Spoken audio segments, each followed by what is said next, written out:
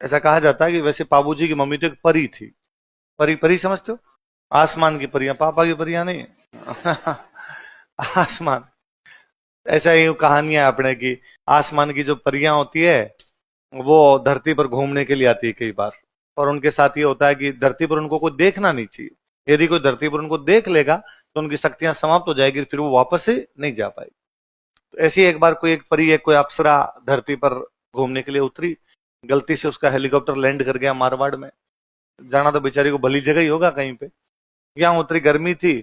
जहां पर वो उतरी वहां पर कहते हैं एक तालाब था, तो उसे लगा गर्मी पड़ रही, मैं तालाब में नहा लेती हूँ। तो तालाब में नहाने के लिए चली गई।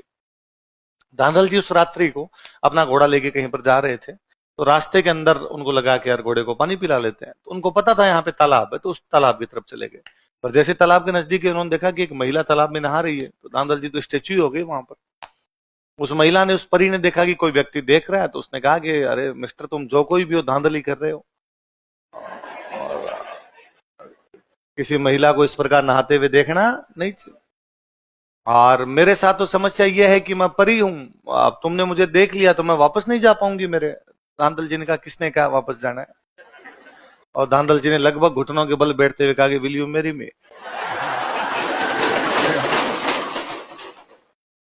परी ने कहा, दो शर्तें। डन, बताओ क्या है?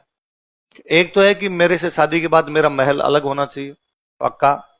दूसरा, उस महल में बिना मेरी परमिशन के किसी की एंट्री नहीं होगी, पक्का। परी से शादी की धांधल जी ने, उसके लिए अलग एक महल बनवाया गया। उससे बिना पूछे कोई उस महल में नहीं जाता था। समय अंतराल पर एक बेटा हुआ, बेटे का नाम रखा गया पाबू। क्या नाम रखा गया? तो पाबू जी बेहद हैंडसम थे। अपने लोक देवता हुए उनमें सबसे सुंदर कोई लोक देवता हुए तो कौन हुए? मम्मी पे चले गए। धांधल जी पे जाते तब तो क्या ही फूट रहे हुए होते।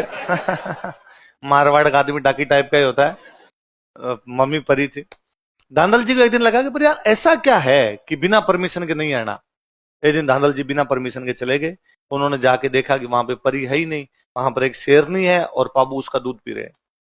उनको कहा, ये क्या कोतक है? शेरनी ने जैसे ही वापस धांधल जी को देखा, वो परी बनी और उसने कहा, इसी दिन के लिए मैंने मना किया था। मेरे पास ये ताकत है कि मैं अपना रूप बदल सकती हूँ, पर तुमने एग्रीमेंट तोड़ा है, इसलिए मैं अब यहाँ नहीं रहूंगी। इस बच्चे को तुम रखो अब। और कहते हैं वो परी यहाँ से चली गई।